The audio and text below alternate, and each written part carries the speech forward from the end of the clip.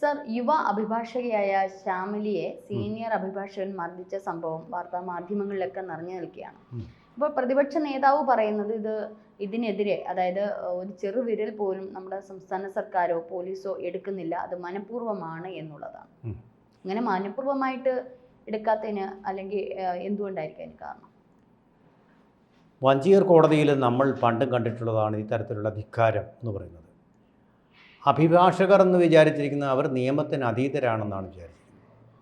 പണ്ട് മാധ്യമപ്രവർത്തകർ, അവർ ഒട്ടും മോശമല്ല അഹങ്കാരത്തിൻ്റെ കാര്യത്തിൽ, തങ്ങൾക്ക് എന്തോ പ്രിവിലേജസ് ഉണ്ടെന്ന് ധരിച്ചു വെച്ചിരിക്കുന്ന മാധ്യമപ്രവർത്തകർ, പ്രത്യേക അവകാശങ്ങളുണ്ടെന്ന് ധരിച്ചു വെച്ചിരിക്കുന്ന മാധ്യമപ്രവർത്തകർക്കുണ്ട്.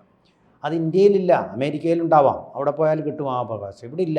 ഏതൊരു പൗരനുമുള്ള അവകാശം മാത്രമേ ഉള്ളൂ മാധ്യമപ്രവർത്തകനും, അഭിഭാഷകനും, പ്രാഡ്വിഭാഗനും, ന്യായാധിപനും അല്ലാതെ ഉള്ളൂ. ഇന്ത്യൻ ഭരണഘടന എല്ലാവരും നിയമത്തിന് മുന്നിൽ തുല്യരാണെന്നാണ് പറഞ്ഞു വച്ചിരിക്കുന്നത്, അനുശാസിക്കുന്നത്. എന്നിരിക്കെ കഴിഞ്ഞ ദിവസം കോടതിയിൽ വെച്ച് ഒരു പാവപ്പെട്ട വക്കീലായിട്ടുള്ള പെൺകുട്ടിയെ 2 കപാലത്തിനും അടി കൊടുത്തിട്ട് അതുകൂടെ ചോര പാടുകൾ തീർന്ന മുഖവുമായിട്ട്, പഹൽഗാം ഭീകരതയുടെ ആ ചിത്രങ്ങളൊക്കെ നമ്മൾ കണ്ടതേ ഉള്ളൂ. അവർ പെൺകുട്ടികളെയെങ്കിലും വെറുതെ വിട്ടു. ഇവിടെ ആ പെൺകുട്ടിയെ നിഷ്ഠുരമായിട്ട് മർദ്ദിച്ചിട്ട് 2 കവിളിലും താടിയെല്ല് പോലും ഒടിഞ്ഞ അവസ്ഥയിലാക്കി വെച്ചിട്ട്, ചോരപ്പാടുകൾ വെച്ചിട്ട് അദ്ദേഹം ആ ക്രൂരത കാണിച്ചപ്പോൾ അത് അന്വേഷിക്കാമെന്ന പോലീസിനെ അഭിഭാഷക കേസരികൾ കോടതി മുറ്റത്ത് വെച്ച് തടഞ്ഞു എന്നാണ് റിപ്പോർട്ട് വരുന്നത്. കോടതിയുടെ മുറ്റത്ത് വെച്ച് തന്നെ തടഞ്ഞു, പോലീസ് അന്വേഷണത്തിൽ നിന്ന് ഇദ്ദേഹത്തെ മുക്തനാക്കാൻ. ഈ സൗകര്യം ഉപയോഗിച്ചുകൊണ്ട് ഈ അഭിഭാഷക കേസരി എന്ന് പറയുന്ന ബെയിൽദാസ് ഓടി ഒളിച്ചു. അവിടുന്ന് പഹൽഗാം ഭീകരരെ പോലെ ഓടി ഒളിച്ചിട്ട് 2 ദിവസം മുങ്ങിയിരുന്നിട്ട് ഇന്നതാ വന്നിരിക്കുന്നു, മുൻകൂർ ജാമ്യം എടുത്തുകൊണ്ട് വന്നിരിക്കുക പ്രത്യക്ഷപ്പെടാമോ. അപ്പോൾ ഇത് ആസൂത്രിതമായിട്ടുള്ള, അവിടെ ധാരാളമായിട്ടുള്ള അഭിഭാഷകരുടെ ഒത്താശയോടുകൂടി ചെയ്ത ഒരു പ്രവൃത്തിയാണെന്നുള്ളത് കുറ്റമറ്റതാണ്. അതുവരെ സംരക്ഷിക്കുക, ജാമ്യത്തിലാക്കുക, എന്നിട്ട് പോലീസ് അറസ്റ്റിൽ നിന്ന് രക്ഷപ്പെടുക. ഇനിയിപ്പോൾ അറസ്റ്റ് ചെയ്യാൻ പറ്റില്ലല്ലോ. ജാമ്യം നൽകുന്നതിൻ്റെ നൂലമാല, ഒരു സ്ത്രീയെ അടിക്കുക, അല്ലാതെ ഒരു വധശ്രമം കൂടിയാണ്. അപ്പൊ ഇത്തരത്തിലുള്ളതിന് എങ്ങനെയാണ് അതിന്റെ തെളിവുകൾ സഹിതം ഒരു പെൺകുട്ടി നിൽക്കുമ്പോൾ എങ്ങനെയാണ് ജാമ്യം കിട്ടുന്നത് സർ? ഇതാണ് നമ്മുടെ ഭരണഘടന. ഈ പറഞ്ഞതുപോലെ ഇപ്പോൾ ജഡ്ജിയെ പോലും നമുക്ക് വിശ്വസിക്കാൻ പറ്റാത്ത കാലത്തേക്ക് പോയി. നമ്മൾ കണ്ടതാണ്, നേരത്തെ മുന്നേ ഉള്ള കാര്യങ്ങളല്ല, ജഡ്ജിയുടെ വീട്ടിൽ നിന്നും പണം കത്തിക്കരിഞ്ഞ നിലയിലൊക്കെ എടുത്തിട്ടുള്ള പല കാര്യങ്ങളും, സുപ്രീം കോടതിയുടെ പരിഗണനയിൽ ഇരിക്കുന്ന പല കാര്യങ്ങളൊക്കെ നമ്മൾ കണ്ടിട്ടുള്ളതാണ്. അപ്പൊ ഇതിനിടയിൽ ഒരു പക്ഷേ കോടതിയും ഇത്തരത്തിൽ വ്യതിചലിച്ചു പോകുന്നുണ്ടോ? ഉണ്ടെന്ന് വേണം വിചാരിക്കാൻ. ആ തരത്തിൽ നമുക്ക് സംശയം ഉണ്ടായിരിക്കുന്നു. കോടതിയുടെ ഫെയർ ക്രിറ്റിസിസം എന്ന് പറയുന്നത് ഇന്ത്യയിലെ ഏതോ പൗരനും അവകാശപ്പെട്ടു എന്നുമാണ്.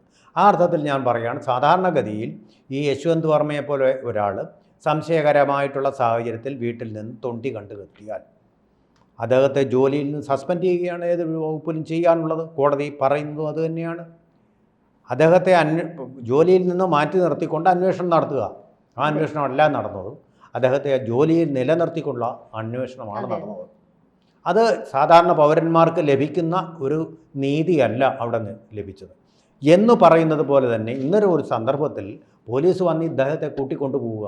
സ്വന്തം ജൂനിയറായിട്ടുള്ള അഭിഭാഷകയായ ഒരു കൊച്ചു പെൺകുട്ടിയെ 2 കവിളത്തും അടിച്ചു കഴിയുമ്പോൾ നമ്മുടെ ഭരണഘടന തന്നെയാണ് ചോദ്യം ചെയ്യപ്പെടുന്നത്, കരയുന്നത്. എന്താണെന്ന് വെച്ചാൽ, ഈ ഭരണഘടനയാണ് രാജ്യത്തെ ഏതൊരു പൗരനും ഡിഗ്നിറ്റിയോടുകൂടി ജീവിക്കാനുള്ള അവകാശം നൽകുന്നത്. ആ ഡിഗ്നിറ്റിയാണ് ഇയാളുടെ ഹസ്തതാടനം ഇല്ലാതാക്കി തീർത്തത്. ആ പെൺകുട്ടിയെ അപമാനിച്ചു എന്നുള്ളത് വലിയൊരു കുറ്റം തന്നെയാണ്.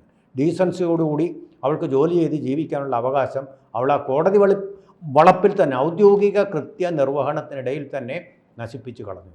അതല്ലേ, ഈ പെൺകുട്ടി തിരിച്ചടിച്ചത്, അങ്ങോട്ട് അടിച്ചത് കൊണ്ടാണ് തിരിച്ചടിച്ചതെന്നൊക്കെ ഈ അഭിഭാഷകൻ പറയുന്നുണ്ട് ചില മാധ്യമങ്ങളിൽ.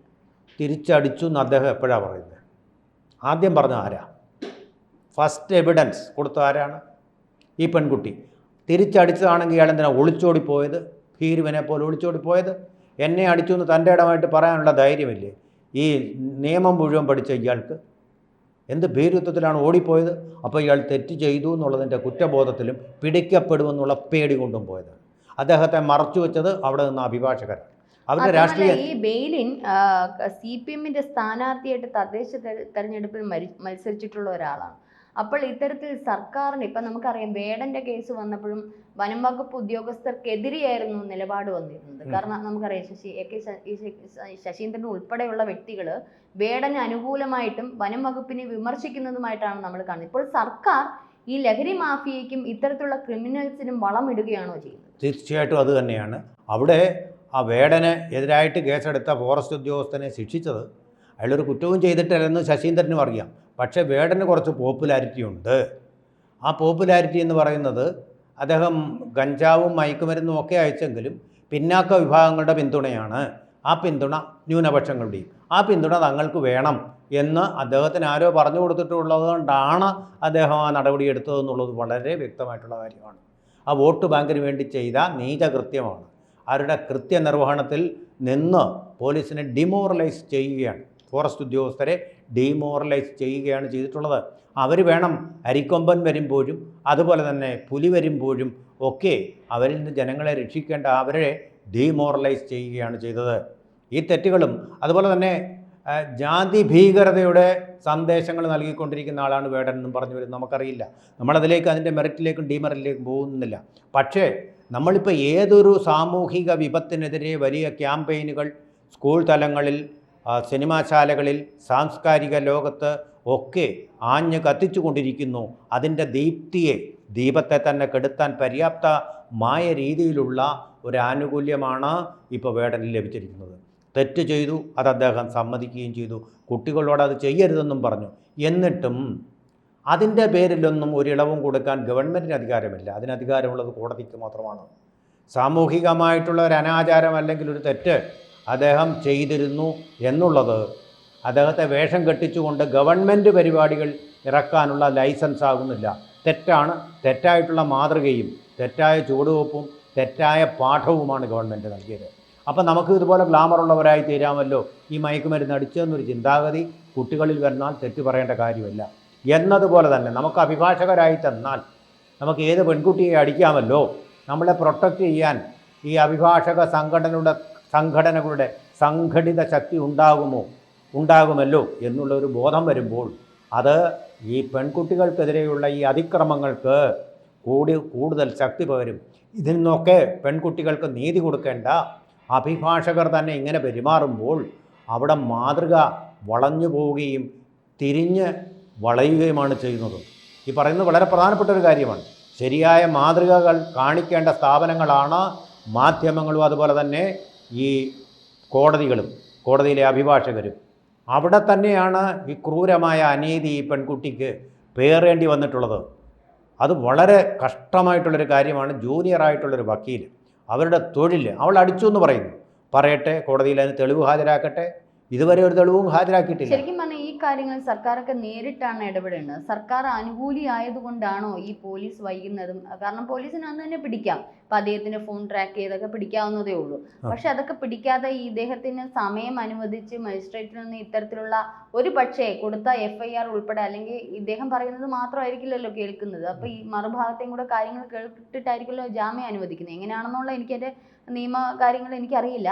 എന്നിരുന്നാലും ഒരു പക്ഷേ ഇദ്ദേഹത്തിന് മണിക്കൂറുകൾ നൽകി അല്ലെങ്കിൽ ദിവസങ്ങൾ നൽകിക്കൊണ്ട് ജാമ്യം അനുവദിച്ചുകൊണ്ട് പോലീസും അല്ലെങ്കിൽ സർക്കാരും കൂടെ ചേർന്നുള്ള സതീശൻ ഒരു അഡ്വക്കേറ്റ്, അദ്ദേഹം ഒരു നിയമ പഠിച്ചിട്ടുള്ള ഒരു വ്യക്തിയും കൂടിയാണ്. അപ്പൊ അദ്ദേഹം അത്രത്തോളം ഇത് പരാമർശിക്കണമെന്നുണ്ടെങ്കിൽ അത്തരത്തിലുള്ള സംഭവങ്ങൾ നടന്നിരിക്കും. തീർച്ചയായിട്ടും ഈ പറഞ്ഞതുപോലെ തന്നെ രണ്ടും ഇക്വേറ്റ് ചെയ്യുന്നതാണ്. സ്ഥാനാർത്ഥിയായിട്ട് മത്സരിച്ചിട്ടുണ്ടോ? അതെ, ഫോറസ്റ്റ് ഓഫീസിൽക്കെതിരെ MLAക്ക് വേണ്ടിയും വേടന് വേണ്ടിയും ഗവൺമെൻറ് നടത്തിയ വേട്ടയും, അതുപോലെ തന്നെ ഈ കോടതിയിൽ രായ്ക്കരാമാനം പോലീസ് സ്റ്റേഷന് മുമ്പിൽ വെച്ച്, കോടതി വളപ്പിൽ വെച്ച്, ഈ പ്രാഡ്വിവാഹന്മാരുടെ എല്ലാം മുമ്പിൽ വെച്ച് ഒരു പെൺകുട്ടിയെ അപമാനിക്കുകയും അത് ചെയ്ത കുറ്റവാളിയെ രക്ഷപ്പെടാൻ പഴുതുണ്ടാക്കുകയും ചെയ്തത് തീർച്ചയായിട്ടും ഗവൺമെൻറ്റിൻ്റെ ഒത്താശ ഉള്ളതുകൊണ്ടുകൂടിയാണ്.